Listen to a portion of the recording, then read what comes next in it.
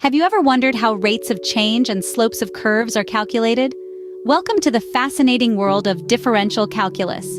This branch of mathematics is all about exploring the concept of change. Whether it's the speed of a falling apple or the rate at which a population grows, differential calculus helps us understand the dynamics of these changes. At its core, it revolves around the study of derivatives, which help us determine the instantaneous rate of change of a function at a given point. This mathematical discipline lays the groundwork for many subfields of mathematics, and its applications extend far beyond. Whether it's physics, engineering, computer science, or economics, the principles of differential calculus play a pivotal role. So the next time you marvel at a skyscraper or use your smartphone, remember, the principles of differential calculus are at work. So let's dive into the history of differential calculus and trace its development over the years. The story of differential calculus starts in the 17th century, during an era known as the Scientific Revolution. This was a time of great scientific discovery and mathematical innovation. Two key figures stand out in the birth of differential calculus: Sir Isaac Newton and Gottfried Wilhelm Leibniz. Newton, an English physicist and mathematician, is well known for his laws of motion and universal gravitation. However, his contribution to calculus is equally significant. Newton developed a version of calculus which he called the method of fluxions. He used this to solve problems of motion, making it a cornerstone of what we now know as physics. Across the English Channel in the same period, the German mathematician and philosopher Leibniz was independently laying down the foundations of calculus. His notations, including the integral sign and the d used for differentials, are still in use today. Unlike Newton's more geometric approach, Leibniz treated calculus more algebraically, which made it more accessible to others. Interestingly, both Newton and Leibniz claimed to have developed calculus independently. A fierce dispute arose over who was the true originator. This controversy, known as the calculus priority dispute, became one of the most bitter feuds in the history of science. In the end, both Newton and Leibniz were acknowledged for their contributions. Newton's method of fluxions and Leibniz's notation combined to form the basis of modern differential calculus. Their work provided a powerful tool that has been used to solve complex problems in physics, engineering, and beyond. Despite the controversy, both Newton and Leibniz laid the groundwork for modern differential calculus. Their pioneering work has had a profound impact on the world, shaping our understanding of the universe and ushering in new scientific and technological advancements. It's a testament to the beauty and power of mathematics. It shows how, from the birth of a new concept, we can unlock a world of possibilities. Over the centuries, differential calculus has evolved and expanded. As it moved beyond the foundational work of Newton and Leibniz, the field of differential calculus saw significant advancements and refinements. One mathematician who made substantial contributions to the field was Augustin Louis Cauchy.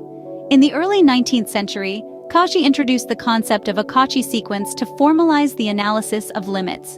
This concept provided a more rigorous foundation for differential calculus, allowing mathematicians to construct the real numbers and prove the completeness of the real number line.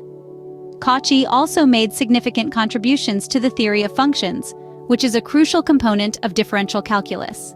Following Cauchy, Carl Weierstrass further deepened our understanding of differential calculus. Known as the father of modern analysis, Weierstrass developed the epsilon-delta definition of a limit, which is now a fundamental part of most calculus courses. This rigorous definition of a limit helped to resolve many of the ambiguities and paradoxes that had plagued the field since its inception, bringing a newfound clarity and precision to the study of differential calculus. Well into the 20th century, the development of differential calculus continued. Mathematicians like Henri Lebesgue and Stefan Banach contributed to the expansion of the field, introducing new concepts and tools that have since become staples of modern mathematical analysis. The development of differential calculus has not only been a journey of mathematical discovery, but also a testament to collaborative intellectual effort. Each new concept, each new tool, and each new theorem has built upon the work of those who came before, creating a rich tapestry of interconnected ideas and insights. The work of these mathematicians and many others has shaped differential calculus as we know it today. Their relentless pursuit of knowledge, their innovative thinking, and their intricate mathematical constructions have given us a powerful tool for understanding the world, a tool that continues to evolve and inspire. The work of these mathematicians has shaped differential calculus as we know it today. Now that you know the history of differential calculus, it's time to understand its key concepts. Differential calculus is a fascinating field, and at the heart of it lies the derivative. A derivative is a measure of how a function changes as its input changes. It's like a mathematical microscope, allowing us to zoom in and examine the behavior of functions at any given point. It's the slope of the tangent line to the curve at a specific point. More practically, derivatives can help us understand rates of change, like how quickly a car is accelerating or the rate a population is growing. Next, let's talk about the chain rule. This is a formula to compute the derivative of a composition of functions. Think of it as a tool for breaking down complicated functions into simpler parts, making them easier to handle. It's like the gears in a watch, each part working together to create a complex whole. Then we have implicit differentiation. This is a method used when the function you're dealing with isn't explicitly defined, like when the variables are all jumbled up together. It's a bit like solving a puzzle, moving pieces around until you find the right fit. Optimization is another key concept in differential calculus. This is the process of finding the best possible solution to a problem. Whether it's minimizing costs in a business or maximizing the area of a field, optimization problems are everywhere. Through calculus, we can find the maximum or minimum values of functions and solve these real-world dilemmas. Now, let's delve into limits. Limits are about approaching. They help us understand what happens to a function as it gets arbitrarily close to a certain value. It's like inching closer and closer to a target, getting a better view as we go along. Continuity is also a crucial concept. A function is continuous if it doesn't have any holes or jumps or breaks. You can think of it like a smooth road with no potholes or detours. This idea is essential for understanding how functions behave and how we can work with them.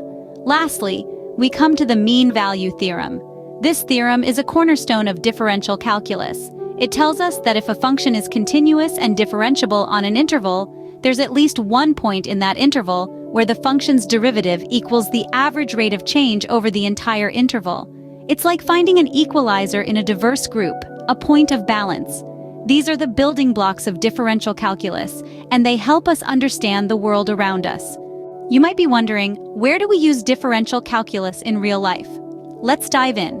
When it comes to the field of physics, understanding the behavior of moving objects is crucial. Differential calculus helps us calculate velocity, acceleration, and motion patterns. For instance, it assists us in predicting the trajectory of a launched rocket or the path of an electron around a nucleus. In engineering, differential calculus is a cornerstone.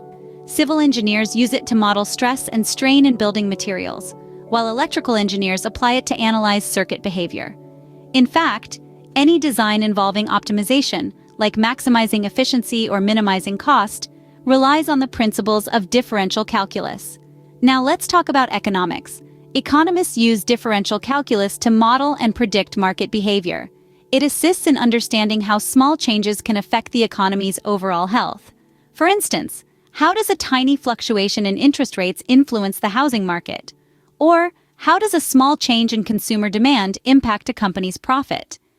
Differential calculus provides the tools to answer these questions. In computer science, too, differential calculus has its role. It helps in developing algorithms, particularly those involving machine learning and artificial intelligence. It assists in optimizing processes and making accurate predictions.